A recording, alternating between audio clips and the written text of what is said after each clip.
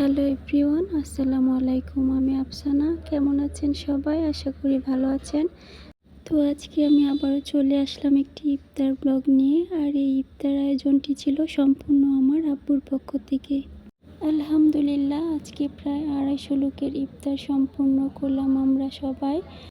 এখানে সবাই মিলেমিশে কাজ করেছি, আর বেশি কাজ করেছে আমার বোন মিষ্টি।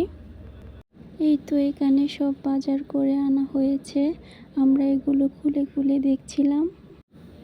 এই তো এখানে আমি পেঁয়াজগুলো বেছে দিচ্ছিলাম, আর আম্মু আলুগুলো বেছে দিচ্ছিল।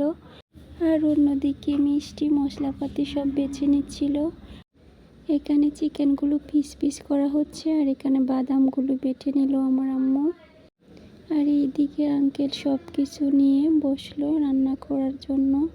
এখানে আলুগুলো কেটে দিচ্ছে, আর এইদিকে বাবুর্চি আঙ্কেল রান্না শুরু করে দিয়েছেন। আর এখানে চিকেনগুলো ধুয়ে ধুয়ে পানি জড়ানো হচ্ছে।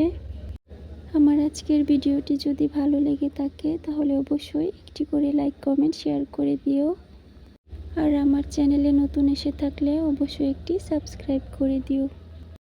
আর ভিডিওটি যদি ফেসবুক পেজ থেকে দেখে থাকো তাহলে অবশ্যই একটি করে লাইক কমেন্ট শেয়ার করে দিও। এখন আলু আর মাংসগুলো ভেজে তুলে নেওয়া হচ্ছে। আজ হয়তো আমার আব্বুর টাকায় ইফতারের আয়োজন করা হয়েছে, তবে কোনো একদিন ইনশাল্লাহ আমারও ইচ্ছা আছে আমার টাকায় ইফতারের আয়োজন করব। সবাই আমার জন্য দোয়া করবেন, আমিও যেন এরকম একটি ইফতারের আয়োজন করতে পারি।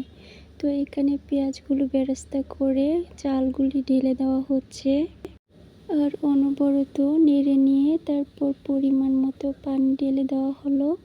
তারপর ঢাকনা দিয়ে সুন্দর করে ঢেকে দিয়েছে, আবারও একটু পর পর ঢাকনা খুলে নেড়ে নিল। আর এই তো প্রায় হয়েই এসেছে। এখন বিরিয়ানি মশলাগুলো দেওয়া হয়েছে। এই তো রান্না শেষে বাসায় এনে সবগুলি প্যাকেজিং করা হচ্ছে। সবাই মিলে বিরিয়ানিগুলো প্যাকেট করা হচ্ছে, আর সাথে শসা আর 2টো করে খেজুর দেওয়া হচ্ছে। অনেকগুলো প্যাকেট মাদ্রাসা এবং মসজিদে দেওয়া হচ্ছে। তো এইভাবে সবাই মিলেমিশে কাজ করেছি আমরা। আমাদের জন্য দোয়া করবেন। আর আমার আজকের ব্লগটি কেমন লেগেছে সবাই একটি কমেন্ট করে জানিয়ে দিবেন।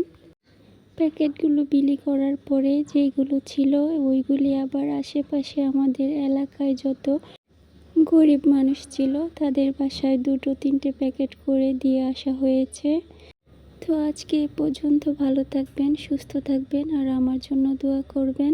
দেখা হবে নেক্সট ভিডিওতে। আল্লাহ হাফিজ।